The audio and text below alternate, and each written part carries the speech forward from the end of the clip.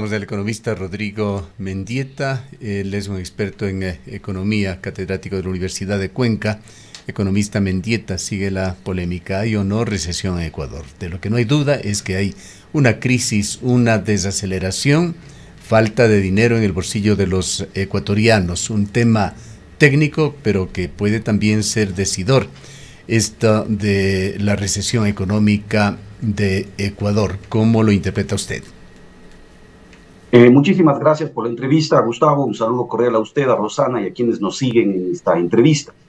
Pues, primeramente hay un tema técnico y que, digamos, radica en cómo estamos midiendo la producción para poder establecer si hay una tasa de decrecimiento o no. Y yo creo que ahí también radica la confusión que se genera desde el mismo Banco Central, pero que, dependiendo de los economistas, han hecho diferentes interpretaciones. Quiero referirme muy brevemente a ello. Mire, cuando utilizamos la serie de producción que tiene como año base el año 2007, ¿qué significa tener un año base? Significa que la producción del año 2024, en este caso, se calcula con precios del año base, es decir, el año 2007. Entonces ahí nosotros podemos ver que el crecimiento en el primer trimestre de este año 2024 estaría alrededor del 1,2%. Sin embargo, el Banco Central, meses atrás, implementó una nueva metodología para cambio del año base, para ponerlo en términos simples a quienes nos están escuchando. Este cambio de año base se denominó un año base móvil, que quiere decir que el año base se va moviendo conforme va transcurriendo el tiempo, con el ánimo de ir actualizando esos precios, porque estaremos de acuerdo que si el año base es muy lejano, entonces los datos empiezan a distorsionarse. En ese sentido, el cálculo que hace el Banco Central del ciclo económico o del PIB lo hace con el año base del 2018. Entonces hay la confusión, estimado Gustavo, que he revisado las diferentes opiniones y veo que nadie hace referencia a ello, quizás por ser un tema demasiado técnico. Entonces, si utilizamos el último año base, el año 2018, obviamente lo que se ve en el Ecuador es dos decrecimientos consecutivos en 2 trimestres consecutivos, siendo este el último trimestre del año 2023 y el primer trimestre del año 2024. Por lo tanto, por definición, eso significa una recesión económica que adicionalmente va acompañada de una serie de deterioros en otras variables económicas, como por ejemplo caída de las ventas, como por ejemplo caída en el crédito, aumento de la morosidad y de reducción de las importaciones, pero sobre todo, estimado Gustavo, un deterioro que se mantiene profundizándose en el mercado laboral ecuatoriano con la falta de empleo. Ahora, vayamos a lo que dicen sus colegas. Alberto Acosta Burneo, al referirse a este tema, y esto lo ha colgado también en las redes sociales, señala: Ecuador está en recesión, y él mismo responde no. Dice: el PIB del primer trimestre se expandió en 3,5% frente al trimestre anterior, 1,2% interanual. ¿Ecuador estuvo en recesión? Sí, su economía se contrajo por 2 trimestres consecutivos, tercero y cuarto del 2023. En su misma publicación advierte: Ecuador podría volver a recesión sí, responde él, debido al cierre del Yasuní ITT. En todo caso, para quedarnos en el tema interpretativo de la recesión, Alberto Acosta señala que en el primer trimestre Ecuador sí creció. Acabamos de escucharle a usted en el sentido de que fue negativo ese crecimiento. Es que claro, todo depende con qué año base estamos haciendo el cálculo. Sin duda, el economista Acosta está utilizando la serie típica tradicional que utiliza como año base de referencia el 2007. Entonces, claro que ahí vamos a ver y se observó un crecimiento en el primer trimestre de este año.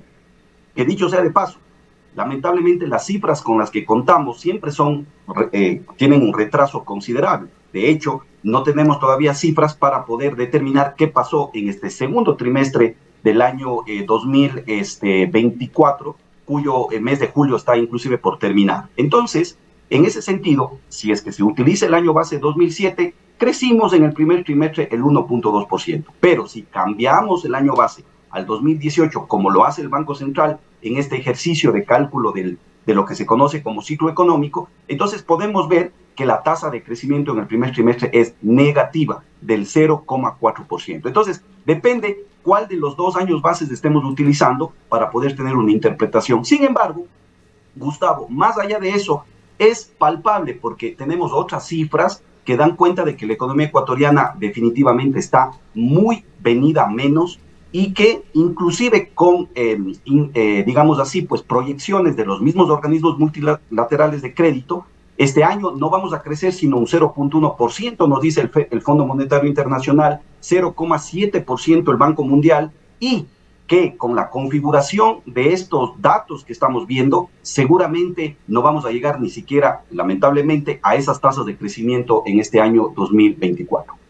¿Qué dicen otros indicadores que son también importantes para este tipo de interpretaciones? La baja inflación que tiene Ecuador, me parece que la más baja en América, el consumo de hogares. También el consumo de hogares sobre todo se está restringiendo. Lo podemos ver con esos dos indicadores a los que ya hice referencia, las ventas que van cayendo y también el tema de que los créditos se van reduciendo. Es decir, los bancos no están prestando y eso es una síntoma de que la economía no está viniendo bien, pero también está aumentando la morosidad en los bancos, ¿no? Entonces, o con el pago de los créditos, diríamos. Entonces, esas son al menos dos variables que ya alertan de que la economía está teniendo problemas. Y claro, Gustavo, si uno observa, ¿no es cierto?, los datos que están detrás de este fenómeno, que llamémoslo recesión, llamémoslo desaceleración de la economía, en fin, yo creo que va a depender mucho de con qué año se calcule el tema, pero yo creo que sin duda la economía se está frenando. Y mire usted, lo habíamos advertido en un momento, el golpe al bolsillo de los ecuatorianos por lo que yo denomino un cóctel de medidas que se dieron lamentablemente y que ahí creo yo que el gobierno no tuvo la sensibilidad suficiente como para poder medir el efecto combinado de medidas.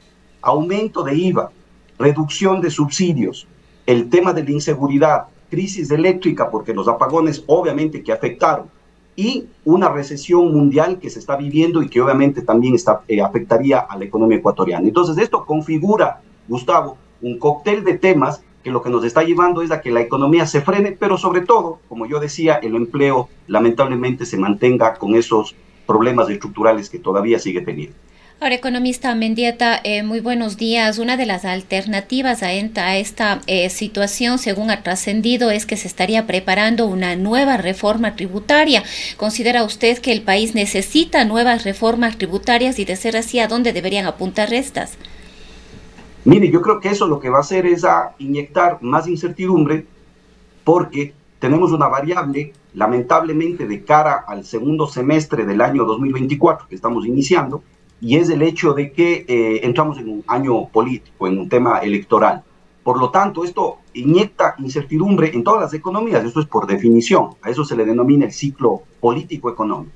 Entonces, si es que a eso le vamos a poner más incertidumbre por este manejo de leyes, que además tienen que ir a la Asamblea, y en la Asamblea sabemos muy bien qué es lo que está pasando, en este momento vamos a entrar en una suerte, diríamos así, de vorágine política, porque lo que se está dando es eso, las tiendas políticas tratan de posicionarse de cara a las elecciones del próximo año, y entonces hay que ver qué es lo que sucede. Sin embargo, esto va a generar, desde mi punto de vista, más incertidumbre, estimada Rosana. Pienso yo que desde el punto de vista normativo y los cambios que ha tenido que sufrir los ecuatorianos y ecuatorianas para este año es más que suficiente, y justamente ahí está pasando factura, que es este freno de la economía que está cayendo en recesión y que obviamente habrá que ver qué es lo que sucede el segundo semestre de este año, pero sin duda que una noticia lamentable será que el crecimiento pues no lo veremos y que el estancamiento económico, el Ecuador, digamos, no irá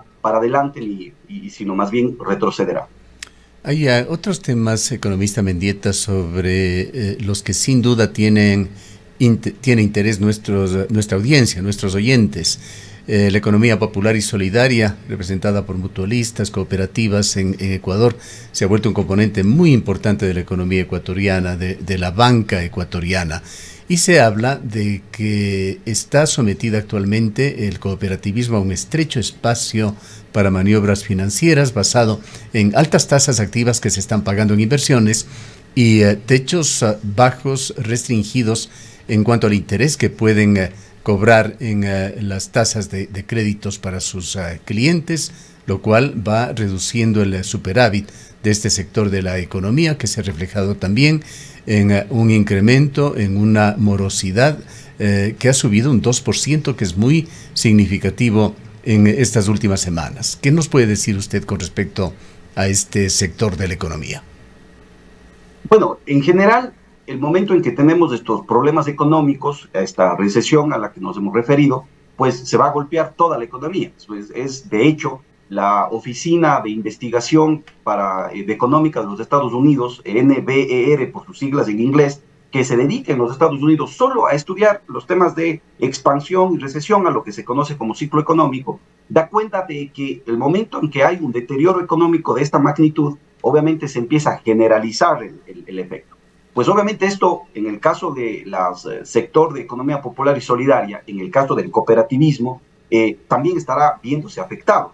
La morosidad está afectando a todo el sistema financiero, incluido el tema cooperativismo, y claro, eso es un síntoma, decía yo, ¿no es cierto?, de lo que está pasando con la economía, de ese retroceso que estamos teniendo con la economía, pues obviamente se va a reflejar también ahí, porque primeramente los bancos no tienen crédito, vemos que el crédito va cayendo, o el que tienen, es decir, la liquidez que poseen, prefieren no colocarla a riesgo, porque obviamente tienen que también precautelar a sus depositantes y tienen que precautelar también, digamos así, pues el desempeño que tenga la institución financiera, por un lado. Pero por otro lado, también el público no está pidiendo, porque no está consumiendo, ¿no es cierto? Entonces se va desencadenando una serie de hechos, y a eso hay que sumarle el problema más grave que pienso yo en el sistema financiero, que es la morosidad, porque claro, si las personas están sin empleo, sin un empleo adecuado, si están quedándose fuera, digamos, o engrosando la informalidad sin tener un salario fijo, entonces lo que va esto a generar es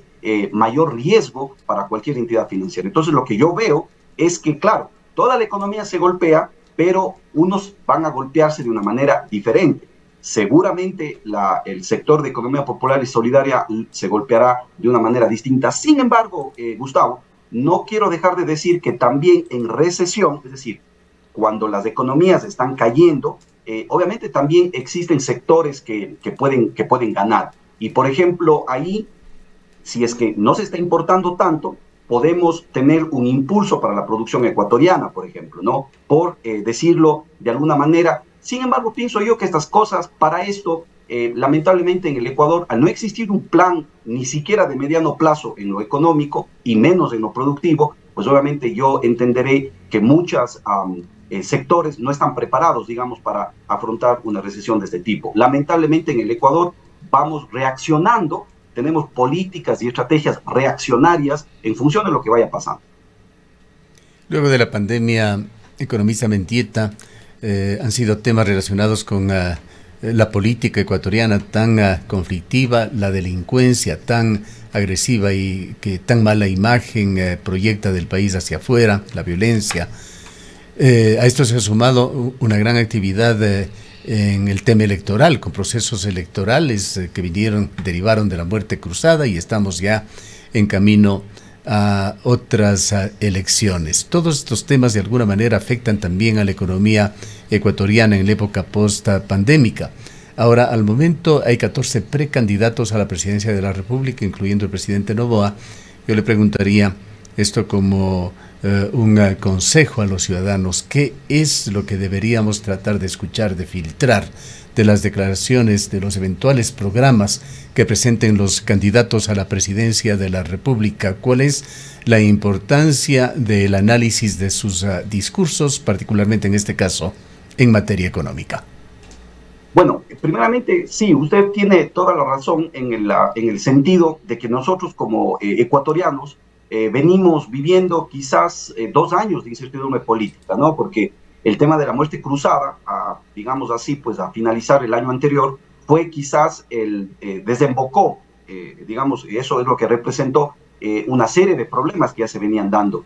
Entonces, claro, esto elección tras elección va generando incertidumbre, porque los consumidores y sobre todo las empresas del sector productivo espera ver resultados para poder tomar decisiones. Entonces, como si vamos teniendo resultado tras resultado en espera, entonces la actividad se paraliza y eso es lo que genera después un efecto, justamente lo que estamos viendo ahora, es decir, la economía empieza a retroceder.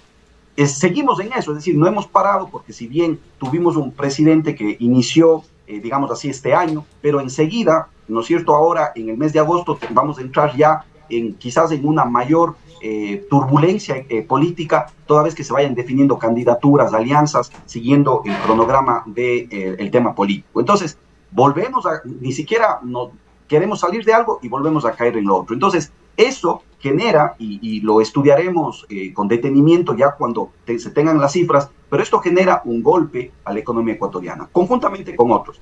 Ahora, a la última parte de su pregunta, claro que sí, yo creo que, mire, este momento, quizás el ecuatoriano o ecuatoriana está muy dolida, muy sentida por los temas de inseguridad, pero creo que también tiene que ponerse muy atento con los temas de empleo. ¿Cómo se va a generar empleo? Lamentablemente, con las últimas cifras de junio del año 2024, vemos que solamente en el Ecuador el 35% de personas que trabajan lo hacen en un empleo adecuado.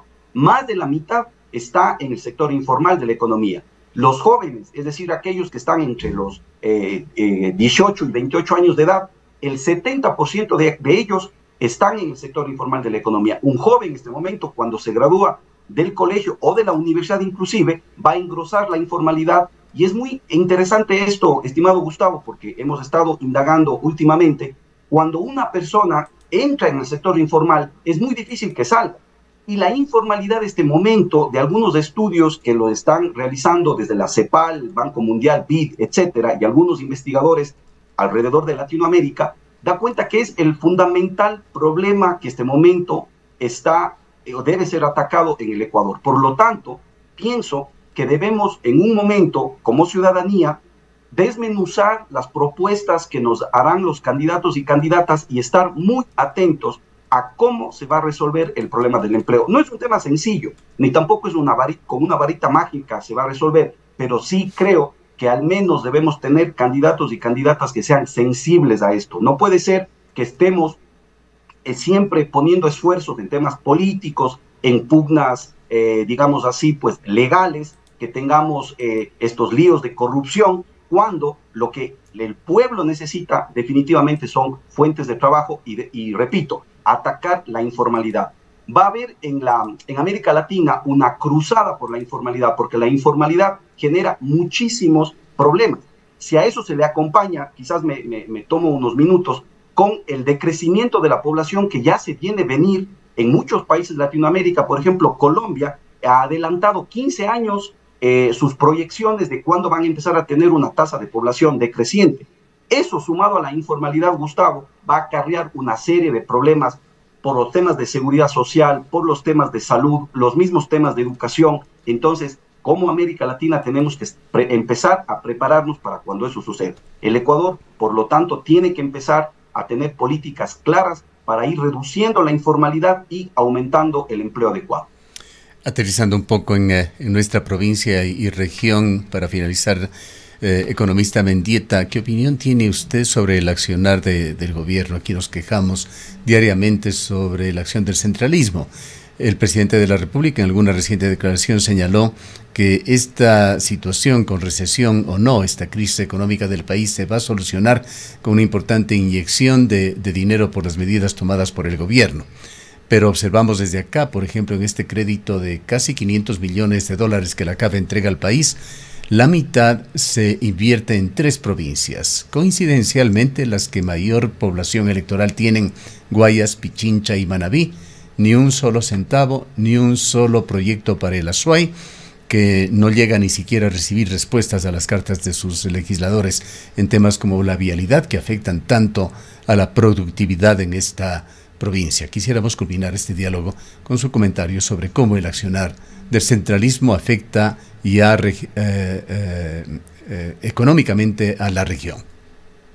Definitivamente seguimos postergados, Gustavo, porque claro, esas urgencias son, digamos, este momento las que nos atacan a esta parte, por ejemplo, del país, al sur del país, por la falta de vialidad. Claro, quizás nos dirán, es que hay urgencias distintas, porque hay otras provincias que en este momento necesitan, por ejemplo, más inversión en temas de seguridad o en temas de salud. Sí, pero también hay que ver cuál es la prelación de problemas, y uno de los graves problemas que golpea la productividad local del austroecuatoriano es la falta de conectividad. Por lo tanto, yo creo que ahí nos va a quedar debiendo el actual presidente, el actual gobierno, porque los meses ya no le dan, el tiempo fue corto, también quizás hay que ser objetivos en ello. Sin embargo, no se avisora un plan, repito, en ese tema, y como en otros, ni siquiera de mediado plazo. Por lo tanto, no nos queda más que seguir, digamos, pues, postergando esta situación, lo cual no quiere decir que no se siga luchando, que no se siga estableciendo alternativas, y ojalá, digamos, la voz de los actores locales, autoridades locales, pues obviamente se haga notar en ese sentido. El austroecuatoriano, digamos así, una de las aristas por las cuales no despega más de lo que pudiera, ¿no es cierto?, es la falta de conectividad y de vialidad, y que nos hemos referido también en otras ocasiones, Gustavo. Bien, queremos agradecerle por su presencia. Muchísimas gracias a usted, siempre a las órdenes. Declaraciones del economista Rodrigo Mendieta, fue decano de la Facultad de Economía de la Universidad de Cuenca, es un experto en la economía, fue rector también de la UNAE, la Universidad de Educación, aquí en la provincia del